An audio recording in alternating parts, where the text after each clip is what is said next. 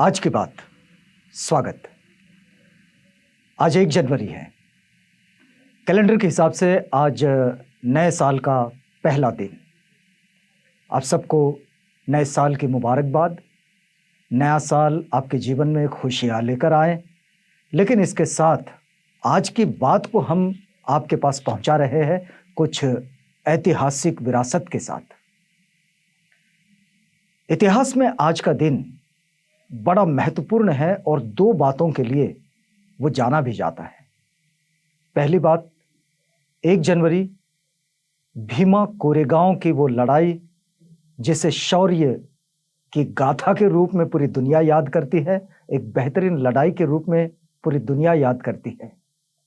और दूसरा, 1 जनवरी यानी कि क्रांति ज्योति सावित्रीबाई फुले द्वारा पुणे में शुरू की गई वो स्कूल, जिस स्कूल ने हमें आज का जीवन प्रदान किया। और वो जो हाशिए का समुदाय है, जो दबा कुचला समुदाय है, और खास तौर पर लड़कियां, स्त्रियां, महिलाएं जिनके सशक्तिकरण के राह जहां से खुले, वो स्कूल जो उन्होंने शुरू किया, ये 2 ऐसी ऐतिहासिक घटनाएं हैं जिसके लिए 1 जनवरी को याद किया जाना चाहिए। हम जब ये दोनों खास विरासत को जब देखते हैं, हम इसको विरासत क्यों कहते हैं? अब देखिएगा, 1 जनवरी भीमा कोरेगांव का वो शौर्य दिन, जहां कोरेगांव में यानी कि भीमा नदी के किनारे का ये गांव कोरेगांव, जहां एक ऐसी लड़ाई हुई जिस लड़ाई में बहुत थोड़े सैनिकों ने हजारों की तादाद में जो सैनिक थे उन सैनिकों को परास्त कर दिया। इतिहास कहता है कि 28,000 से ज्यादा लगभग पेशवा की सेना में सैनिक थे और बॉम्बे नेटिव इन्फेंट्री में लगभग 834 सैनिक थे, और जिसमें भी लगभग 500 सैनिक ये महार समुदाय से थे। इस लड़ाई की ओर लोग अलग अलग दृष्टिकोण से देखते हैं, लेकिन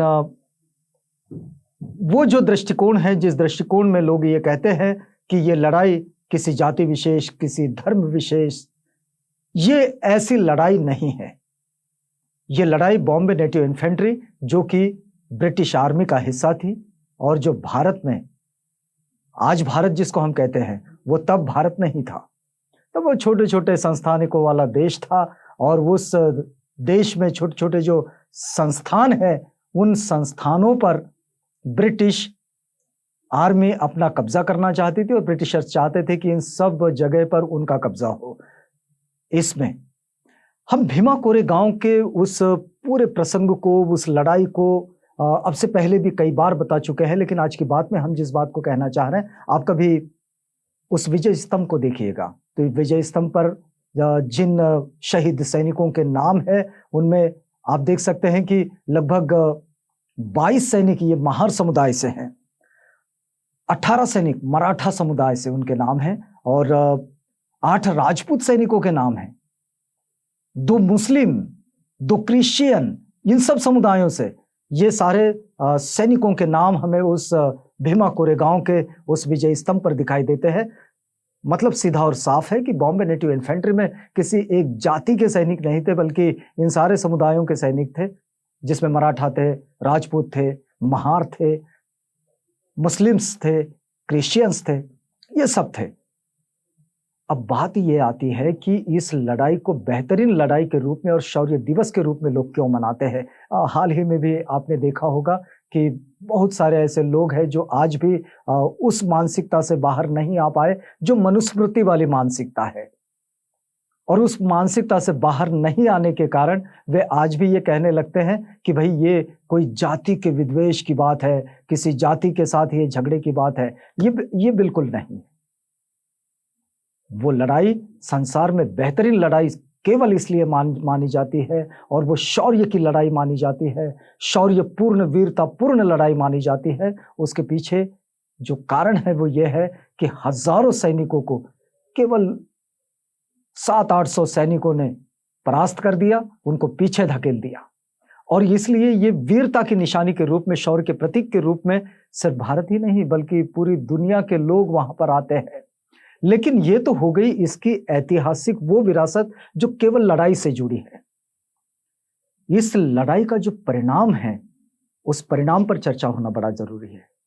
और परिणाम यह है कि सामाजिक बदलाव का जो वर्तमान आंदोलन है, वो आंदोलन इसी लड़ाई के बाद शुरू होता है। जब ब्रिटिशर्स भारत में स्थापित होते हैं तो स्कूलें भी खुलती हैं, और जब स्कूलें खुलती हैं तो स्कूलों में वो समुदाय, जिन समुदायों को हाशिए पर डाल दिया गया है, वो समुदाय शिक्षा के परिधि में आ जाते हैं। और जहां से शिक्षा शुरू हो जाती है, क्योंकि वो व्यवस्था जो मनुस्मृति की व्यवस्था है, वो व्यवस्था इस हाशिए के समुदाय को शिक्षा के लिए अनुमति नहीं देती। ब्रिटिशर्स के आने के बाद ये अनुमति मिलती है, और वह हाशिए का समुदाय भी शिक्षा के दरवाजे पर दस्तक देता है और वहां से प्रवेश भी करता है। और यहां से मालोजी सकपाल हो, चाहे फिर रामजी सूबेदार हो, यानी कि बाबा साहेब डॉक्टर अम्बेडकर के पिताजी और उनके दादा, ये सब जब शिक्षा से जुड़ते हैं, आर्मी से जुड़ते हैं, तो वहां से शिक्षा के दरवाजे बाबा साहेब के लिए भी खुल जाते हैं। इसी दौरान सावित्रीबाई फूले, हमने जो जिक्र किया है कि 1 जनवरी को सावित्रीबाई फूले, ज्योतिबा फूले ने मिलकर जो स्कूल खोली, पहली स्कूल लड़कियों की, शूद्र अतिशूद्रों के लिए, जो सताए गए दबाए गए लोग हैं उनके लिए ये जो स्कूल, और सारी लड़कियों के लिए, लड़कियां तो सभी दबाई गई थी, उन सब के लिए ये जो स्कूल खोली उन्होंने, और जहां से सामाजिक बदलाव की प्रक्रिया शुरू हुई। तो ये सामाजिक बदलाव की प्रक्रिया को आरंभ होने वाला दिन के रूप में भी 1 जनवरी को याद किया जाना चाहिए। फिर वो चाहे 1 जनवरी 1818 के भीमा कोरेगांव के विजय दिवस की बात हो, या फिर 1 जनवरी 1848 के भीड़ेवाड़ा में ज्योतिबा फूले और क्रांति ज्योति सावित्रीबाई फूले द्वारा स्कूल खोलने की बात हो। इन दोनों प्रसंगों को एक साथ याद किया जाना चाहिए, क्योंकि इस वक्त में जो सामाजिक बदलाव हमें दिखाई देते हैं वो यहां से शुरू होते हैं। यहीं से ये चीजें बाहर आती है कि समानता नाम की कोई सामाजिक व्यवस्था होती है। विषमता के खिलाफ खड़ा हुआ जाना चाहिए।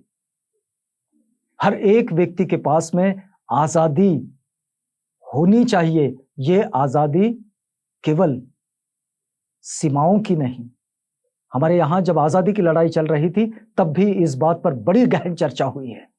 और ये आजादी जिसके लिए बाबा साहेब, ज्योतिबा फूले, क्रांति ज्योति सावित्रीबाई फूले, पेरियार रामास्वामी नायकर, नारायण गुरु, ये सारे जो लोग लड़ते रहे, ये लड़े इसी के लिए कि हर एक व्यक्ति को वो आजादी मिलनी चाहिए कि उसे मान सम्मान का अधिकार मिलना चाहिए। और इसलिए ज्योतिबा फूले का जो आंदोलन भी खड़ा होता है, तो वो इस लड़ाई से भी आगे चलकर इसकी प्रेरणा के साथ खड़ा होता है, इसके प्रतिबिंब में खड़ा होता है, क्योंकि यहां से सामाजिक बदलाव की प्रक्रियाएं शुरू होती हैं। और ये बड़ी महत्वपूर्ण बात है। जब सावित्रीबाई फूले इस पहली स्कूल को शुरू करती है, आप देखिएगा, इतिहास गवाह है इसका कि सावित्रीबाई फूले जब स्वयं शिक्षिका बनकर ज्योतिबा फूले से शिक्षा लेती है, फिर उसके बाद वो जो प्रशिक्षण विद्यालय थे जहां टीचर्स का ट्रेनिंग हुआ था, वहां से ट्रेनिंग लेने के बाद जब वो अपनी स्वयं की स्कूल जब शुरू करती है, तो वो जब पढ़ाने जाती है, तो यहाँ की विषमतावादी मानसिकता उन्हें रोकती है, उन पर गोबर फेंकती है, उनको पत्थर मारती है, कीचड़ फेंकती है। ये जो स्थिति है, इस स्थिति को भी समझना बहुत जरूरी है। और ये गोबर और कीचड़ फेंकने वाली स्थिति आज भी कोई बहुत बदल गई ऐसी बात नहीं है। लेकिन इस वक्त में जब हम डिजिटल क्रांति के इस युग में है, इस युग में हमें इस बात को बखूबी समझना होगा कि वो मानसिकता जो विषमता को बढ़ावा देने वाली मानसिकता है, उस मानसिकता के पोषक कौन है, और वो जो पोषण करने वाली जो व्यवस्था है विषमता का, उसके खिलाफ वर्तमान समय में भारत का संविधान एक संवैधानिक संस्कृति के रूप में खड़ा होता है। और ये प्रक्रिया भी 1 जनवरी के इस इतिहास से जुड़ती है, क्योंकि बाबा साहेब डॉक्टर अम्बेडकर इसी लड़ाई के बाद आते हैं, जहां राम जी, मालो जी, ये सारे ब्रिटिश आर्मी का हिस्सा बनते हैं। बदलाव की प्रक्रिया ऐसे हैं, और इस प्रक्रिया में इन चीजों को समझना बहुत जरूरी है। आप देखिएगा कि इस वक्त में हम इतना जो नारी सशक्तिकरण पर काम कर रहे हैं, नारी सशक्तिकरण के लिए हम अपनी आवाज बुलंद करते हैं, लेकिन इस वक्त में हमने इस बात को भी देख लेना बहुत जरूरी है कि बरसों से ये मांग की जा रही है कि फूले दंपत्ति को,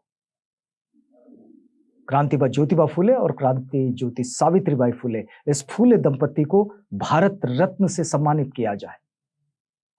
हमारे देश का सर्वोच्च सम्मान है, लेकिन अभी तक इस पर कोई काम नहीं है। लेकिन इस वक्त में हम नारी सशक्तिकरण पर इतनी जो घोषणाएं देते हैं, अगर कभी ये फूले दंपत्ति ने शुरू की हुई पहली स्कूल को आप अगर पुणे में जाकर देखें, तो वो खंडहर में तब्दील हो गई। जबकि बड़े लंबे समय से इस बात की मांग चल रही है कि इसे एक राष्ट्रीय स्मारक के रूप में घोषित किया जाए, इसको विकसित किया जाए, आने वाली पीढ़ियों के लिए यह एक प्रेरणा स्थान बने, लोग देखें उससे, उसको जाने, उससे समझे कि हमारे यहां ये जो समतापूर्ण जीवन शैली जिसको हम अपनाना चाहते हैं, इसकी नींव कैसे रखी गई, इस नींव को समझना बड़ा जरूरी है। लेकिन भिडेवाड़ा की, पुणे के भिडेवाड़ा की वो स्कूल, जहां सावित्रीबाई फूले, फातिमा शेख, ज्योतिबा फूले, इन सब ने मिलकर वर्तमान बदलाव की जो नींव है वो रखी, वो जगह आज खंडर में तब्दील हो रही है। तो ये जो स्थितियां हैं, इन स्थितियों को भी समझना बहुत जरूरी है। जब हम 1 जनवरी को याद करते हैं, 1 जनवरी ये भीमा कोरेगांव का शौर्य दिवस तो है ही, लेकिन वो जो शिक्षा की व्यवस्था वर्तमान समय में, आधुनिक समय में फूले दंपत्ति के द्वारा आई, उसका भी एक स्मृति दिन है, और उसको भी अपने प्रेरणा के रूप में रखने वाला दिन है।